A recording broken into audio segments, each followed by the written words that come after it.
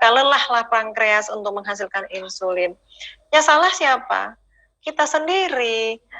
Jangan lagi kita menganggap ini turunan. Bisa turunan, tapi itu hanya kecenderungan. Sama seperti ingat tadi ya kisah anak kembar yang identik, yang satu bisa menjadi penyakitan, yang satu tidak, tergantung environment, tergantung perilaku paparan yang dia lakukan sehari-hari. Jadi sekarang faktor toksik makanan tinggal mau pilih yang mana. Saya sudah pilihkan yang ini, yang mau yang kiri atau yang kanan. Jadi sekarang muhasabah diri, kalau masih suka makanan yang kanan, ya tiap hari ini pagi siang malam, bahkan anak-anak kita, bahkan ibu hamil sukanya yang sebelah kanan, yang dilarang makan berlebihan, yang sampai berlapis-lapis seperti itu. Hati-hati Bu, lama-kelamaan ibu akan menjadi tumpukan penyakit-penyakit degeneratif di tubuh kita. Namun kalau sebelah kiri yang kita pilih, insya Allah sel-sel tubuh kita akan merasa bahagia karena itu yang dia mau. Jadi itu faktor nomor 2, makanan-makanan toksik atau paparan-paparan dari luar yang tidak fitrah. Yang ketiga, ini dia. Di buku saya menceritakan sudah makan sehat, sudah menghindari paparan makanan yang tidak baik, namun tidak bisa manajemen stres diri. Nah, ini juga sangat bahaya. Karena apa? Begitu manusia itu menangkap signal dari stres, ya, panca indera kan yang pernah saya sebutkan kemarin hari Ahad, ketakutan karena ketinggian, kecemasan, apapun lah sifatnya stres emosional, akan memicu suatu aksis atau jaras dari otak ke organ yang disebut anak ginjal atau adrenal yang akan mengeluarkan hormon adrenalin, ya, jadi ke syaraf simpatis parasimpatis juga, membuat pembuluh darah mengecil. Jadi gimana? Makan sudah sehat, ya, semua di nutrisinya sudah bagus sekali. Menghindari makanan cepat saji, menghindari baluran yang tidak sehat misalnya, ya, semua sudah baik, tapi hatinya tidak tenang. Akhirnya pembuluh darahnya mengecil. Apa yang terjadi? Tidak sampai juga nutrisinya ke seluruh sel-sel tubuh karena semua pembuluh darahnya mengecil. Nah, jadi kalaupun kita menggiatkan makan sehat, hidupnya clean gitu ya, semuanya baik, tapi hatinya tidak pernah tenang karena memicu hormon stres, karena sudah memang Allah fitrahkan hormon fight and flight untuk ada. Namun kadang-kadang stresnya ini bukan terjadi karena panca indera. Stres dalam kondisi sedang duduk nyaman, ya, di rumah nyaman, makanan banyak, tidak dalam ketinggian, tidak dalam kengerian, tidak dalam suara yang sangat hiruk-pikuk, tapi stres. Berarti kan stres yang sifatnya tidak ada rasa tawakal kepada Allah. Nah, ini yang bahaya. Itu otomatis hormon-hormon stresnya melimpah. Nah, jadi inilah yang membuat mengingatkan kembali, jadikan bulan Ramadan sebagai perisai, sabda Rasulullah sebagai junnah. Perisai artinya dengan kita berpuasa, kita menahan amarah, menahan emosi, ya kan? Terus menahan makanan yang mungkin sudah menggoda nih, makanan tampak bagus, tampak enak, gitu ya, ditahan. Karena apa? Ketika sedang berpuasa, energi yang dipakai untuk mencerna makanan dialihkan untuk memperformanskan sistem kekebalan tubuh untuk ronda. Sistem kekebalan tubuh bawaan yang hobinya makan sesuatu yang tidak fitrah, baik itu makan sel yang sudah tua, ya, yang sudah aging, ataupun makan sel-sel lemak, bukan sel-sel lemak yang banyak di pembuluh darah juga itu bisa dilahap oleh fagosit, sel-sel kekebalan tubuh yang memang bawaan dari manusia dalam kondisi seseorang itu berpuasa. Ini lihat ilustrasinya ya. Ketika kita sedang fasting, terjadi proses autofagi, adalah proses membuat regenerasi sel tubuh berlangsung secara berkesinambungan. Nah, kemudian setelah kita berpuasa di bulan Ramadan, kita sering baca Al-Quran, maka kita akan mendapatkan ketenangan, penyembuh bagi penyakit-penyakit yang berada dalam dada, ya, was-was, cemas, takut, gitu ya, marah, gitu ya. Karena Al-Quran merupakan rahmat bagi orang-orang yang beriman. Nah, Islam saja tidak cukup, harus menjadi mukmin. Jadi Islam iman, dan ihsan. Jadi semua ayat-ayat Allah akan dipatuhi pada orang Islam yang beriman. Jadi puasa juga untuk orang yang beriman. Kalau kita sudah berazam ingin menjadi mukmin dan mukminah, pastilah patuh dengan perintah-perintah Allah dalam Al-Quran, dan menjadikan Al-Quran ini menjadi peringatan, menjadi anjuran, menjadi penawar untuk penyakit yang ada dalam dada, petunjuk ke jalan yang benar, dan rahmat bagi orang yang beriman. Dan tahukah kita bahwa mendengar Al-Quran, membacanya selama 3 jam, dari penelitian ilmiah, gelombang alfa dan theta ini merangsang sel otak mengeluarkan hormon kebahagiaan. Ingat, otak merupakan sumber perintah kepada 11 sistem tubuh. Jadi kalau otak sebagai sumber komando sistem tubuhnya sudah baik, maka tidak akan ada salah perintah. Tidak ada salah perintah hormon, tidak ada salah perintah kepada sistem syaraf, tidak ada salah perintah ke saluran reproduksi. Jadi semuanya harmonis. Otaklah sumbernya. Jadi kalau sudah dibanjiri dengan hormon-hormon kebahagiaan, maka sistem juga akan berlangsung dengan harmonis. Jadi upayakanlah kita membaca Quran, karena selain bacaannya Allah hitung sebagai pahala, gelombang resonansi bacaan ayat-ayat Al-Quran maupun bentuknya suaranya bagaimana, tapi sudah mengandung gelombang bentuk alfa dan theta. Berikutnya, setelah yang kedua tadi toksik sudah dihindari, ketiga manajemen stresnya baik. Di buku saya menceritakan bagaimana gen seorang manusia bisa salah kalau tidak tahu siang dan malam. Memang dimaklumi jika kita bekerja, saya sebagai praktisi kedokteran juga kadangkala kerja malam hari, tengah malam, bahkan dini hari. Tapi kan tidak terus-terusan. Sehingga kajian seperti ini, kalaulah ada perusahaan yang memperkerjakan pegawainya tengah malam, dia akan membuat regulasi mengganti shift. Paling tidak seminggu sekali. Tidaklah sampai setahunan bekerja jam 12 malam gitu. Kenapa? Nanti terjadi proses salah men-switch off dan men-switch on dari gen-gen tubuh kita. Karena kita punya gen dan gen clock yang membuat irama sirkadian jam biologis harus berfungsi sedemikian rupa. Karena mata kita menangkap seberkas cahaya pagi, kalau kita bangun pagi, itu untuk mengaktifkan sistem hormon, imun, kekebalan tubuh, dan syaraf. Tapi kalau manusia tidur pagi-pagi, sistem tadi tidak berfungsi optimal. Lama-lama gangguan hormon, gangguan tiroid, gangguan haid gitu ya. Gangguan macam-macam hormon, gangguan syaraf, yang kesemutan, yang kebas, yang migrain, yang vertigo gitu ya. Terus mudah flu gitu ya, sistem imunnya karena tadi terbalik siklus hidupnya. Jadi untuk sehat jangan lupakan siang dan malam juga harus difahami, karena Allah berfirman dalam surat Al-Furqan ayat 47 bahwa Dialah Allah yang menjadikan untukmu malam sebagai pakaian dan tidur untuk istirahat, dan Dia menjadikan siang untuk bangun dan berusaha. Jadi patuh saja hal ini. Kalaupun tadi ada yang shift malam, tidaklah menjadi terus-terusan. Kalau pekerjaan insya Allah akan izinkan ya. Tapi kalau sifatnya hanya kebutuhan tersier, hanya nongkrong sana, nongkrong sini gitu ya, jangan dilakukan lagi. Karena sistem sel tubuh kita, genetika kita akan terganggu. Dan kita juga manfaatkan ketika kita beraktivitas siang hari, olahragalah. Selain untuk olahraga, ternyata olahraga ini memicu keluarnya hormon-hormon bahagia. Jadi dengan olahraga, lari, berenang, ya apalagi olahraga yang memang membuat keceriaan gitu ya bersama keluarga. Selain kita mendengar bacaan Quran, membaca Al-Quran, cara kita berolahraga ya, juga membuat hormon-hormon kebahagiaan di otak berlimpah ruah. Ingat, otak sebagai sentral sistem komando semua sistem organ, kalau sudah semuanya baik, insya Allah sistem tubuhnya akan baik. Jadi ini yang mau saya simpulkan. Membuat seseorang nutrisi gen ini bukan berarti hanya makan saja yang dipikirin. Kita bukan hidup untuk makan, kita hidup juga untuk bermuamalah. Kita hidup yang utama untuk beribadah gitu ya. Beribadah dulu supaya kuat ibadahnya, kita butuh menjaga kesehatan, makanya kita perlu asup makanan.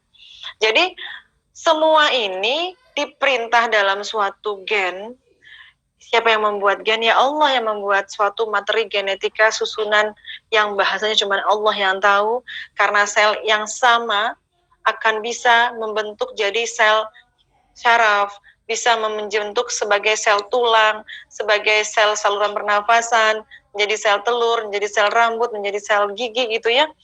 Ini perintah dari gen ini tidak ada yang bisa tahu, cuman Allah yang tahu. Jadi kalau ada ayat Al-Quran, jika kita ingin menuliskan kebesaran Allah dengan tinta di laut, sebelum kita selesai menulis pun tidak cukup, kalaupun laut itu ditambahi lagi airnya untuk menjadi tinta.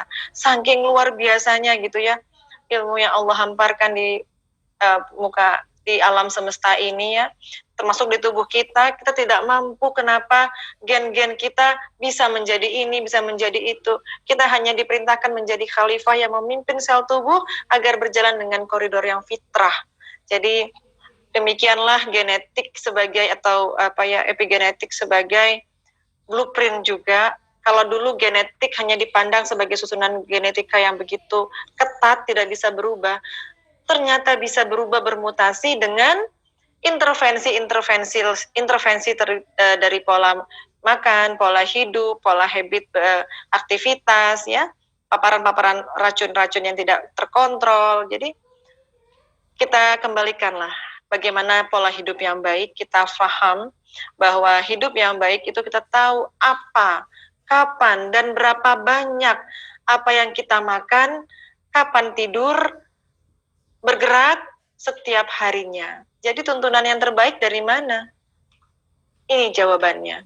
Sesungguhnya telah ada pada diri Rasulullah itu suri tauladan yang baik bagimu. Jadi dalam Quran tadi adalah perintah Allah untuk kita makan jenis-jenis makanannya, utamakan yang itu dulu. Kemudian nanti ada yang sunnah juga dari Rasulullah, juga utamakan yang itu dulu. Itulah diet terbaik di muka bumi. Kalau ada umat Islam yang dapat ilmu diet ala ini, ala itu, ala ini, sudah tinggalkan saja. Karena itu merupakan olah pikir manusia yang sangat-sangat terbatas. Allah sudah firmankan kita untuk makan ternak, jangan ada lagi kita sebagai umat muslim yang dihalangi untuk makan ternak gitu ya. Karena saya suka banyak pertanyaan, nggak boleh makan ini, makan itu. Kenapa masalahnya nggak boleh gitu ya. Jadi beginilah isi dari buku saya, ada kurang lebih 5 bab yang membahas tidak hanya melulu makanan. Nanti makanan memang dibahas secara detail, satuan penggantinya, dan beberapa materi gen yang memang connect dengan keadaan dari tubuh kita. Misal tadi ya, kok bisa delima bisa membantu testosteron gitu ya. Kok bisa tadi ya, zaitun bisa melunturkan lemak-lemak dari aterosklerosis gitu. Itu nanti detailnya ada di buku saya, namun saat ini kalau kita bahas terlalu detail, sebenarnya tidak terlalu krusial karena hanya untuk menambah pencerahan saja. Baik, sekian dari saya. Semoga yang disampaikan dapat difahami. Semua yang sempurna milik Allah, segala kekhilafan saya mohon maaf. Wabillahi taufik wal hidayah. Assalamualaikum warahmatullahi wabarakatuh. Waalaikumsalam warahmatullahi wabarakatuh. Jazakumullah khairan, jazakillah khairan Dr. Maypi untuk penjelasannya yang luar biasa, dan ujungnya tadi Bapak Ibu yang diberkahi Allah Subhanahu wa taala, ada pada kita mengikuti Rasulullah Shallallahu alaihi wasallam sebagai teladan terbaik atau uswatun hasanah. Berbagai macam faktor dan juga berbagai macam penjelasan. Untuk lebih detailnya tadi bisa Anda dapatkan ya di buku beliau, yaitu Nutrisi Genku atau Nutrisi Generasi Qurani atau Gen Saya gitu ya, quote saya. Dan untuk pemesanan Anda bisa menghubungi nomor 0821 2124 5909. Ya, saya ulang, 0821 2124 5909. Nanti juga akan diposting oleh tim admin webinar pagi hari ini untuk Anda yang menginginkan buku yang juga sangat penting tadi ya untuk panduan bukan hanya pasangan muda ya, tapi semua kita tentunya yang ingin memperbaiki dan menyeimbangkan gen kita agar terus-menerus seimbang sebagaimana diciptakan Allah Subhanahu wa taala. Sesi tanya jawab sudah kami buka, dan untuk Anda yang ingin berinteraksi langsung melalui audio, silakan bisa klik fitur raise hand atau angkat tangan. Nanti akan kami tindak lanjuti apakah memang benar akan bertanya. Dan untuk pertanyaan-pertanyaan melalui teks bisa Anda tulis di fitur Q&A ya, di fitur Q&A untuk pertanyaan-pertanyaan tertulis yang juga sudah masuk beberapa pertanyaan di sini. Terima kasih. Di antaranya tidak menyebutkan nama ini ya. Dokter, madu, kurma, minyak zaitun itu boleh dimakan atau diminum secara bersamaan ya, bersama-sama sekali minum begitu. Dan kalaupun boleh, sebaiknya mana yang lebih baik lebih dulu? Kurma dulu, madu dulu, atau zaitun dulu? Dari Bapak Faisal Bahresh. Silakan dokter. Ya, baik. Bismillah. Jadi kita kembalikan ke uswatun hasanah kita. Kita baca sirahnya. Bagaimana Rasulullah bangun pagi, minum air putih, dicampur madu. Lalu sarapannya kurma, 7 butir. Dan minum zaitunnya sore hari. Nah, jadi begitu. Bukan kata Dr. Meti, tapi kembalikan kepada uswatun hasanah kita Rasulullah SAW. Jadi demikian jawabannya.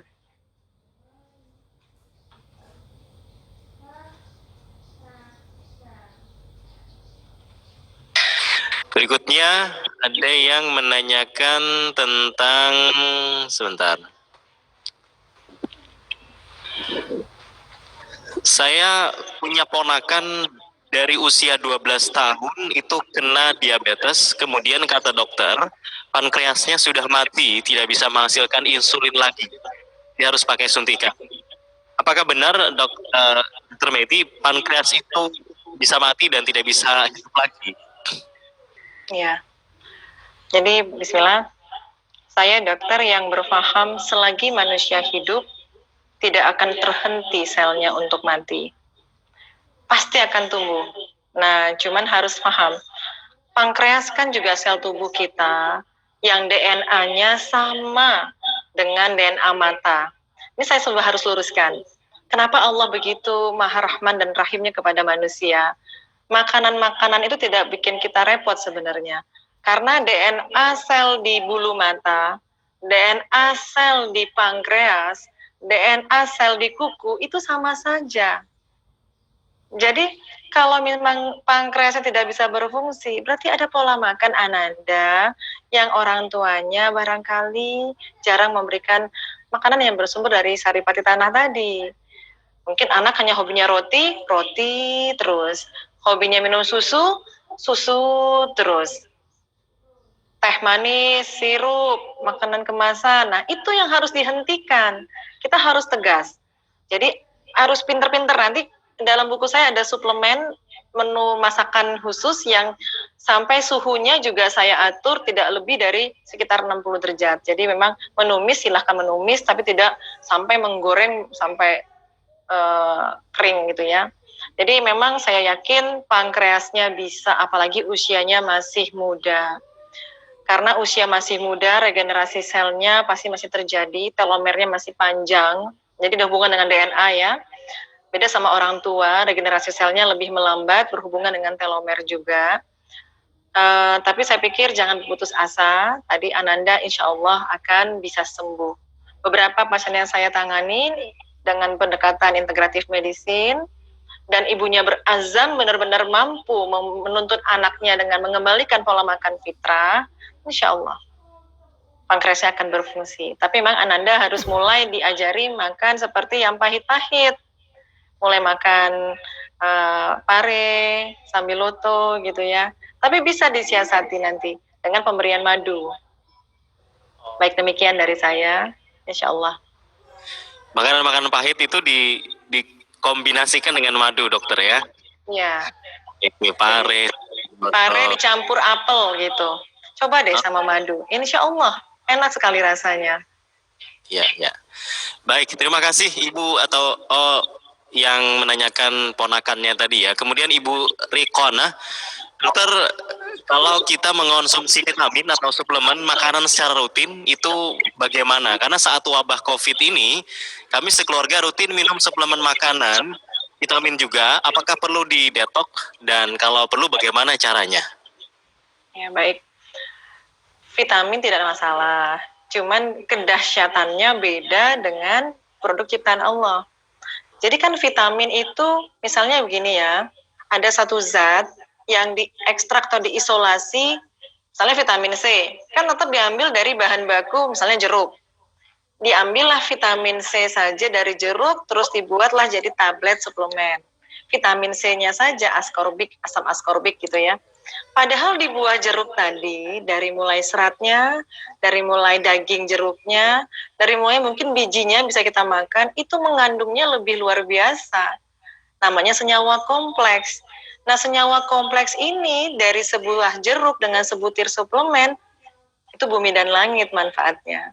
Nah, jadi kalau saya sarankan, makan suplemen nggak masalah, Bu. Tapi lebih baik Ibu bikin makan buah saja langsung. Atau makan jamu langsung. Demikian. Baik. Untuk daya tahan tubuh, jeruk bisa digunakan di masa-masa COVID ini, dokter ya? Ya, jadi vitamin C boleh minum jus jeruk, jeruk dicampur jahe. Jadi gini, semakin banyak molekul senyawa alam yang kita campurkan, maka akan semakin banyak radikal bebas atau zat-zat yang nggak fitrah itu bisa kita redam. Misalnya begini, kita melihat tumpukan sampah di jalan. Kita hanya sebatang kara dengan sebuah sapu.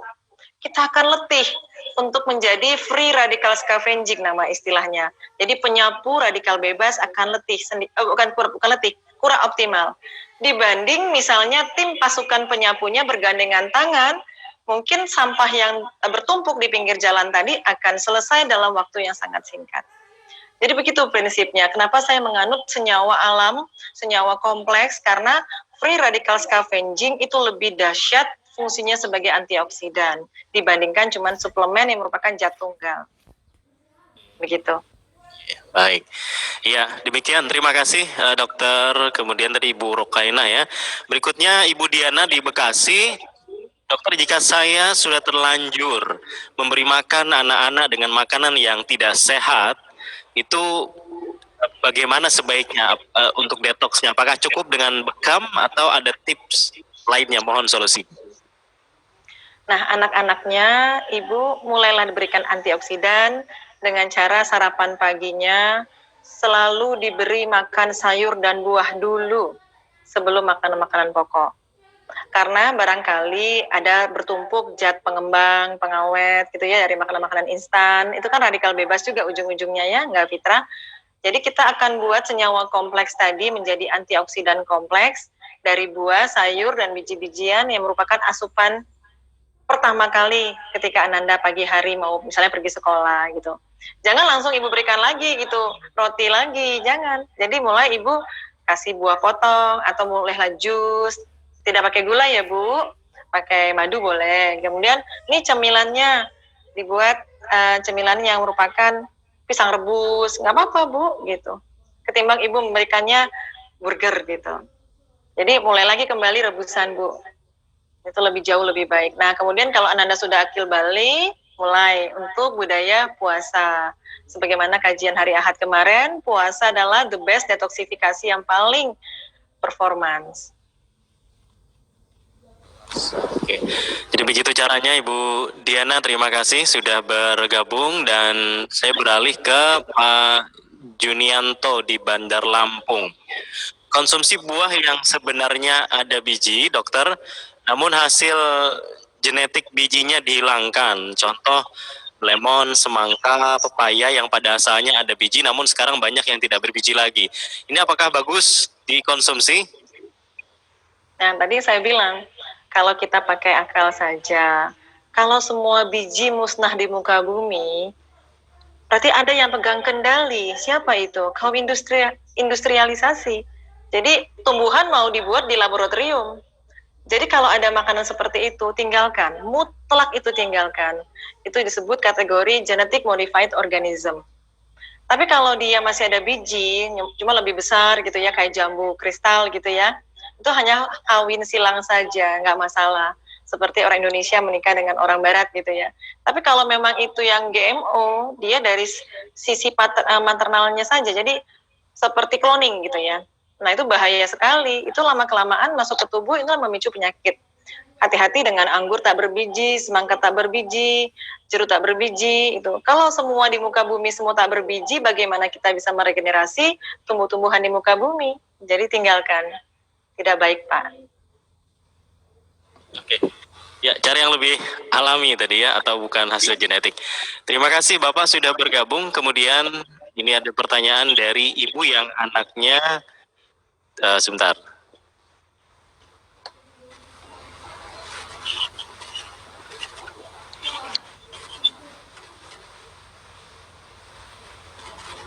Ini, bagaimana cara kita memenuhi kebutuhan makanan sesuai dengan petunjuk dokter berdasarkan ada di Al-Quran? Karena zaman sekarang ini dokter katanya semua yang dijual itu sudah di pestisida, kemudian juga kita untuk menanam sendiri kadang tidak mungkin karena tidak punya lahan begitu ya. Kemudian kita tidak mengetahui ternak hewan itu dikasih makan apa karena sudah kita beli kan bentuk daging, sudah disembelih begitu kan. Sehingga kadang untuk memastikannya itu kita susah. Nah, apa yang harus kita lakukan ini? Husnuzon saja atau bagaimana? Dari Ibu Ina.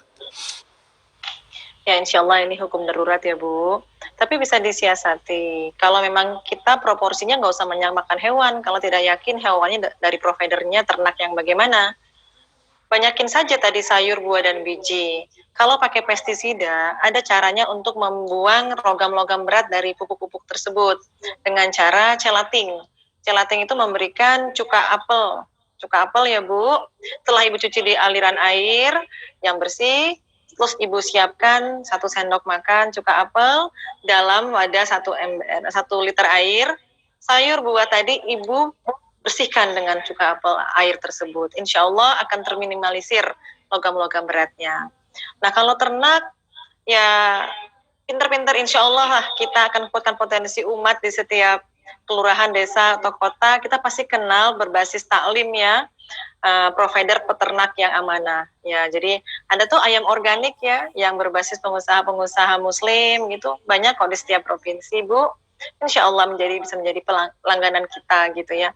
Tapi kalau misalnya Ibu nggak yakin beli di pasar, mendingan tidak usah Bu, karena sekarang fitnahnya di ayam potong ya. Begitu banyak ayam dalam waktu 3 minggu dari mulai anak ayam menjadi besar.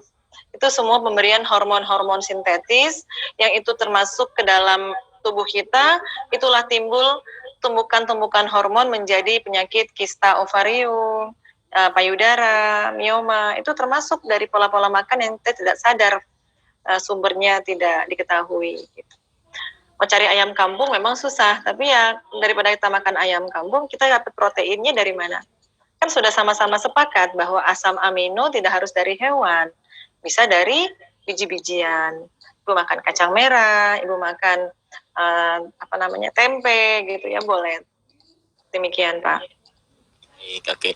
Itu setelah dicuci dengan cuka apel, dicuci pakai air lagi dokter atau sudah? Oh enggak, langsung.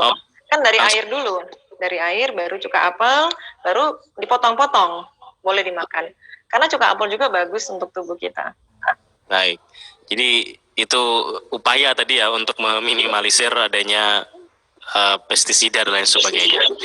Kemudian dokter, untuk anak-anak usia 5-7 tahun, buka puasa yang terbaik bagi mereka apa ya? Karena anak-anak saya itu susah makan kurma dan madu. Apa harus disiasati agar dia senang makan kurma dan madu? Ya ini memang bismillah ya, saya kalau ini memang tantangannya luar biasa Bu ya. Saya itu punya pengalaman agak unik. Anak pertama saya masih belum taubat ya, masih makan nyampah. Anak saya sangat tidak suka makan sayur dan makan buah. Begitu saya sudah hamil yang ketiga ya, anak saya sudah mau SMP ini. Dulu saya hobi makan sayur dan buah gitu. Dan anak saya jago banget makan buah. Ternyata habit saya saat hamil turun ke anak saya. Nah, mungkin barangkali Ibu dulu nggak suka makan buah ya. Tapi sudah begini saja Bu. Ibu pakai rayuan, bagaimana makan kormanya. Kalau anak-anak kan susah males ngunyah. Bikin jus korma Bu. Jadi korma sama susu kacang almond. Nah, tambah madu, itu lezat sekali Bu. Insya Allah itu menjadi minuman terbaik. Kacang almondnya Ibu bagaimana caranya? Ibu kukus sampai lembut, terus Ibu blender, Ibu saring dengan korma tadi di blender juga, kasih madu. Jadi jus susu almond korma madu. Itu insya Allah anak Ibu pasti akan gemar sekali. Dan jangan dikasih gula. Gitu. Demikian dari saya Bu. Ya, ada beragam solusi ya untuk mencoba membuat anak suka dengan madu dan juga kurma. Terima kasih untuk Anda yang bertanya. Dan berikutnya dokter, Ibu Rifkah ini menanyakan untuk ibu hamil selama Ramadan di trimester awal sangat sulit untuk makan. Saat sahur dan buka itu sulit ya makan. Kemudian saat puasa jadinya lemes tubuhnya. Apakah baiknya dokter saya tidak berpuasa dulu atau tetap berpuasa meski lemes dan akhirnya di rumah cuma tiduran saja? Ya, benar sekali. Saya punya IG juga ya di Pengawal Generasi Qurani. Saya barusan posting, insya Allah nanti, bagaimana penelitian-penelitian ilmiah. Dan Islam pun membolehkan ibu hamil dan menyusui tidak puasa, Bu. Bahkan di trimester pertama, berdasarkan riset, kalau ibu memaksakan diri berpuasa, kan tadi sudah sepakat, 8 minggu pertama proses krusial pembentukan organ-organ penting. Jadi sebaiknya ibu tidak berpuasa. Beda kalau ibu trimester 3, silahkan saja, karena organ-organ penting Ananda sudah terbentuk. Gitu. Jadi ibu Islam agama yang sangat-sangat menyesuaikan dengan hamba-hambanya ya. Jadi kayak boleh tidak berpuasa, ya silahkan tidak berpuasa. Demikian dari saya sarannya. Baik, semoga bisa menjadi solusi ya untuk ibu yang bertanya tadi. Kemudian ada dua pertanyaan yang mirip, ini saya jadikan satu, Bu Dokter. Yang pertama dari Ibu Mila, mana yang lebih baik kita konsumsi dari bahan-bahan makanan yang berasal dari tanah atau herbal dengan yang sudah diolah menjadi kapsul? Kemudian Ibu Nur, nah jadi ya produk industri ya, jadi kapsul herbal, jadi sari kurma gitu ya, silahkan saja. Tapi ada satu yang luar biasa yang tidak akan diperoleh kalau ibu langsung mengunyahnya dengan mulut, dengan gigi. Karena ada enzim amilase di mulut. Makanya saya kalau disuruh pilih minum jus atau makan buah, saya pilih makan buah. Kalau minum jus, sesuatu yang sudah lunak, langsung manis, terserap oleh saluran cerna, insulin akan kerja keras untuk mengangkutnya masuk ke dalam sel. Tapi kalau kita makannya dengan mengunyah, beda sekali minum sirup sari kurma dengan makan kurma. Itu kalau diperiksa insulinnya beda. Nah, jadi kalau saya pikir ya memang kita kembali lagi ke zaman dulu ya, memanen langsung. Kalau di perkotaan memang sulit, makanya kalau di desa mungkin masih bisa langsung petik ya. Tapi kalau dari secara tinjauan genetika dan epigenetika, lebih baik makan raw food atau makanan memang langsung tidak diolah dibentuk kapsul atau cairan. Demikian. Ya, jadi sudah dapat jawabannya Ibu Mila dan juga Ibu Bayanah tadi tentang sari kurma, kapsul-kapsul, lebih baik tadi yang masih mentah, yang raw food tadi. Kemudian ini pertanyaan tentang penyakit ya. Saya menderita gastritis, dokter.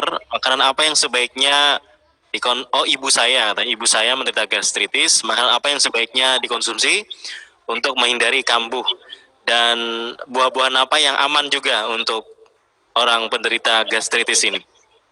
Ya, baik. Yang pertama, bagaimana asam lambung itu tidak begitu meningkat. Memang HCl itu fitrah ada di lambung. Karena ini kan lambungnya sedang leaky gut ya, sedang iritasi, sedang luka. Bagaimana radang tadi ditekan? Suatu zat yang paling alami anti radang terkuat di muka bumi adalah golongan rimpang-rimpangan, Bu. Jadi coba buatkan jamu buat ibunda. Jadi kunyitnya sejempol, jahe gitu ya, temulawak, tiga-tiganya diparut, lalu ibu rebus dalam air 500 cc sampai mendidih, 3 menit saja. Lalu setelah itu disaring, anget-anget, ibu boleh tambah madu, diminumkan. 3 kali dalam perut kosong. Insya Allah 3 hari akan sembuh dan hilang semua nyerinya itu. Nah, terus gini, tapi komitmen tidak lagi makan yang sifatnya makanan olahan. Jadi nggak boleh lagi makan roti, karena roti yang banyak mengandung zat pati dari gluten itu iritatif sekali kepada saluran mukosa lambung gitu. Jadi tinggalkan, kalau misalnya pengen makan, berikan kurma. Berikan lagi misalnya apa? Pisang gitu ya. Alpukat gitu. Itu kan tidak mengiritasi, tidak asam gitu. Insya Allah Bu ya, jadi minum jamu, lanjutkan makan kurma, buah potongnya misal pepaya, alpukat gitu ya. Jadi pagi hari sampai siang makannya itu dulu. Insya Allah 3 hari nanti akan membaik.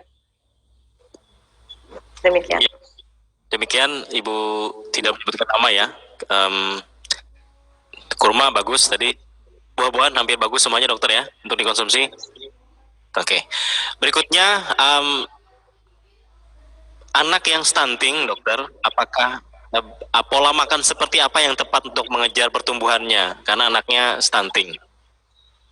Ya, yang paling dikejar adalah asam amino Bu.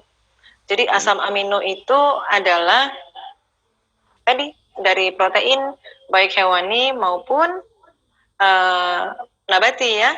Jadi anak diberikan susu kacang almond, kasih madu, rebus telur ya. Jadi jangan di mata sapi atau digoreng dadar Bu ya. Rebus telur, dikasih sayurnya dengan sayur daun kelor gitu ya.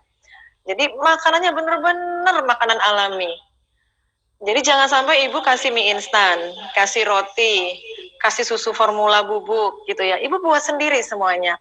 Memang tugas jadi ibu ini memang mulia sekali ya. Kita madrasatul ula di rumah, pendidik, pengayom ya. Jadi insya Allah Bu, selama Ananda itu masih usia pertumbuhan, kalau dia laki-laki sampai usia 18 tahun, masih bisa dikejar.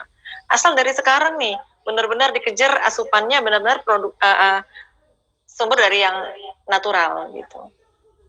Beberapa pasien-pasien yang memang berazam demikian ya, anaknya cemilannya dikasih tahu. Saya pernah lihat seorang teman anaknya itu ya agak stunting gitu, rebusan wortel, rebusan buncis, terus ada kacangnya, ada kacang merah gitu ya, terus dikasih apa namanya minyak zaitun ya, tapi dikasih bumbu-bumbu juga, ada garamnya, ada mericanya, ada beberapa ini rempah ya. Anaknya lahap sekali Bu. Itu Masya Allah Bu, kemarin sempat lihat progresnya bertambah tinggi badannya. Tapi memang tidak ada lagi jajanan Bu, tidak ada lagi minuman kemasan, minuman botol, itu sama sekali tidak ada. Jadi berjemur jangan lupa. Ananda harus berjemur dan malam hari tolong kamar tidurnya digelapkan lampunya karena growth hormone itu keluar pada malam hari saat Ananda tidur dengan lampu yang dimatikan. Oke. Demikian Ibu, semoga bisa dilaksanakan ya. Kemudian Ibu siapa ini? Oke. Tidak menyebutkan nama. Dokter, saya pernah operasi endometriosis. Apa yang harus saya konsumsi agar bisa hamil? Saya sudah menikah 10 tahun dan belum hamil begitu. Iya, baik. Endometriosis ini penyakit karena estrogen dominan. Jadi kita bahas tentang hormon ya Bu. Hormon itu pusatnya dari otak, semua kelenjar hormon ada di tengah. Ada di otak, kelenjar tiroid di leher, ada di timus, ada di pankreas, dan ada di ovarium kalau di saluran reproduksi. Untuk reproduksi, estrogen itu ada di indung telur. Nah, estrogen ini akan dipicu untuk aktif kalau ibu budaya makanan yang estrogennya tinggi. Contoh, kacang kedelai, makanan lemak tinggi atau lemak trans, makanan yang digoreng ya, mayonis, keju, susu, terus ini seafood ya, dairy product gitu. Itu semua estrogenik. Nah, kalau itu menjadi asupan ibu sehari-hari, stop Bu semuanya. Di stop, ibu beralihlah ke diet raw food. Raw food ya, nanti ada beberapa di buku saya, insya Allah ada beberapa diet yang memang menggunakan produk sunnah ya, yang bisa dimodifikasi. Jadi tidak terlalu tersiksa banget itu rasanya ya, masih lebih spicy gitu ya. Pokoknya benar-benar ibu meninggalkan makanan yang gorengan. Nah, bener-bener roti juga nggak boleh. Kacang-kacangan. Jadi memang untuk yang estrogen tinggi ini kita harus benar-benar disiplin. Jadi ibu hanya boleh makan yang dari sayur-sayuran saja dan buah-buahan. Demikian insya Allah. Dan puasa, saya lupa. Dengan puasa Senin Kamis, ayam mulbit, insya Allah nanti pelan-pelan endometriosis ibu akan tertekan. Satu lagi yang membuat dia hilang, ibu buat ramuan jamu, jahe, kunyit, lengkuas, sereh, dengan sirih merah. Ukurannya cuma sejumput-jumput saja, Bu. Itu merupakan antiestrogenik yang memang bisa menekan pertumbuhan dari endometriosis. Ya, intinya tadi adalah disiplin ya dengan apa yang dilakukan begitu konsumsinya. Terima kasih dokter, dan saat ini di Surabaya sudah pukul 11 ya. Satu pertanyaan terakhir ini. Ibu Asri di Depok, apakah penyebab mendasar dari anak yang terlahir dalam kondisi kepalanya besar begitu? Apakah penyebabnya juga kealpaan dalam kehamilan yang 8 pekan tadi, dokter? Dan apakah bisa dilakukan pengobatan sedini mungkin kalau ini terjadi? Baik, ini penyakit yang disebut hidrosefalus barangkali. Penyebabnya memang pada trimester awal. Pertama, kurangnya asupan asam folat karena pembentukan beberapa tabung syaraf ya, saraf pusat. Yang kedua, adanya infeksi.